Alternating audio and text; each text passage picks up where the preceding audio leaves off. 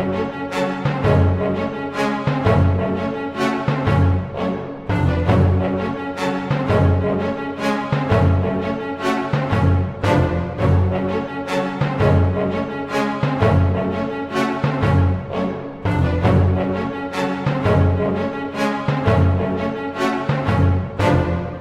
pang naisasampang criminal case labang kay Ginang Arroyo, kahit bago pa dito matagal nang naghain ng reklamo ang akbayan for plunder.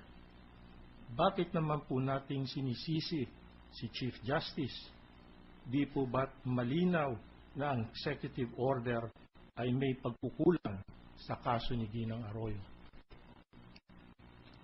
I remember a Secretary of Justice who aimed to rid our country of corruption. His name is Jose W. Jokno. He secured several search warrants and raided the offices and homes of Harry Stonehill, a rich American businessman who was alleged to have bribed government officials. To set an example, Secretary Jokno sought to prosecute Mr. Stonehill. Using the search warrants, the raiding teams seized truckloads of incriminating documents, including a blue book containing the names of the bribed government officials. Yet, after 3 days, the Supreme Court issued a TRO preventing Secretary Jokno from using all the seized documents. Tulad ng marami, nagtaka ako, paano ito nangyari? After I read the decision penned by Chief Justice Roberto Concepcion, I understood. The decision explained that the search warrants were void and the seized documents inadmissible in evidence because the warrants did not specify the things to be seized as required by the Constitution. The Stonehill case is strikingly similar to the crusade of President Aquino. In both, there are crusading officials who want to eliminate corruption. In both, the public overwhelmingly support these officials. In both, the officials unfortunately transgressed the Constitution. And in both, the Supreme Court stepped in and issued adverse and unpopular decisions because its task is to always uphold the Constitution and the Bill of Rights. The House also complains that the Chief Justice betrayed public trust. When the Supreme Court decided on the cityhood of 16 municipalities, the creation of a new district in Camarines Sur, and the conversion of the Dinagat Island into a province. Aba, nakakalimutan na yata nila na sila ang naglikha nitong mga batas na ito. Now that the Supreme Court has upheld what they did, sila pa ang nagalit at nagmamadaling magsampa ng impeachment case laban kay Chief Justice. Ano bang kalukuhan ito? At ito pa po, sabi nila, this impeachment case is not against the Supreme Court, but aimed to make the Chief Justice accountable for his personal actions. All decisions are, however, rendered by the Supreme Court, never by the Chief Justice alone. Isan lamang ang boto ng Chief Justice at hindi niya kontrolado ang ibang mga mahistrado. Each justice votes according to his own opinion. Taliwas sa sinabi nila Congressman Tupas, wala pong voting block dito. Your Honors, in performing its responsibility under the Constitution, the Supreme Court, as a co-equal branch of government, is now being assaulted and criticized.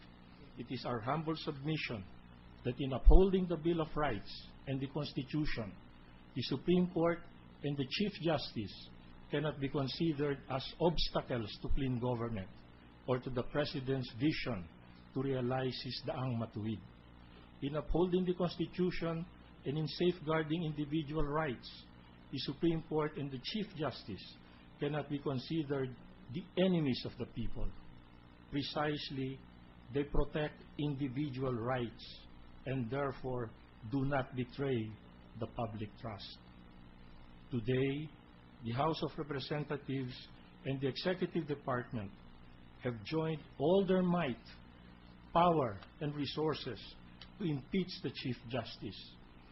This impeachment sends a chilling threat to the Supreme Court to withhold the exercise of its judicial power and just let the President have his way.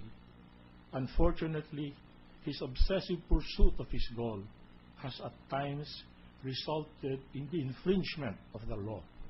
It has also brought the branches of government into collision, and now it divides the nation.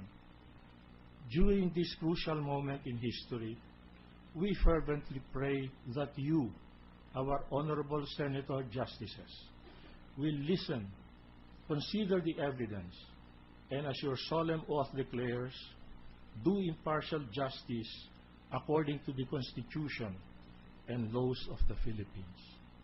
May God bless us all. Thank you. Mr. Floor Leader.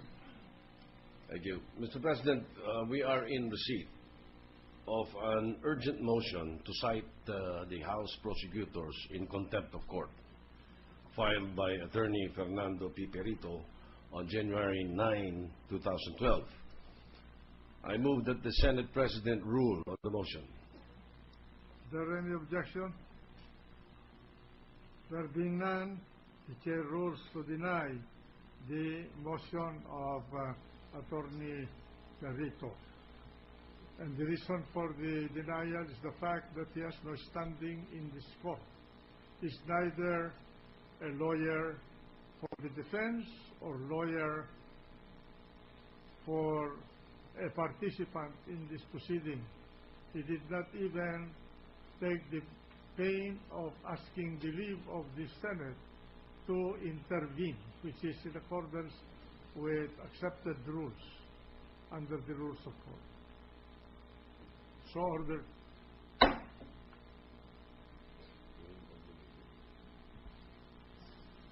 Mr. President, Majority Floor Leader. we are also in receipt of a manifestation filed by the defense on January 9, 2012, stating inter alia that Chief Justice Corona strongly manifests his objection to the prosecution's unbridled dissemination of information or documents which may not even be admissible in evidence or relevant to the case, and his conformity to the authority of the Honorable Impeachment Court under Rule 5 in relation to Rule 18 of the Senate Rules of Procedure on Impeachment Trials to issue or promulgate any interim or disciplinary measures to enforce and carry into effect its legal mandate. Mr. President, I move that the manifestation be noted. Is there any objection? There being none, the said manifestation is noted. And may I say this? Under the Constitution, the mandate given is for the Senate to try and decide this impeachment case. No other institution or body can try and decide this impeachment case. The people do not have the authority to decide, to try and decide this impeachment case. And so therefore, may I request some degree of caution on the part of everyone in exposing evidence that ought to be presented in this impeachment court out in the public. The public is not under oath, unlike witnesses that will be presented here. In fact, the members of the Senate, acting as an impeachment court, have taken an oath to hear this case with utmost impartiality. apart from the oath of office that they've taken as senators and legislators. And so, with that, may I ask the forbearance of everybody to forego any discussion of evidence that will be presented in this forum henceforth.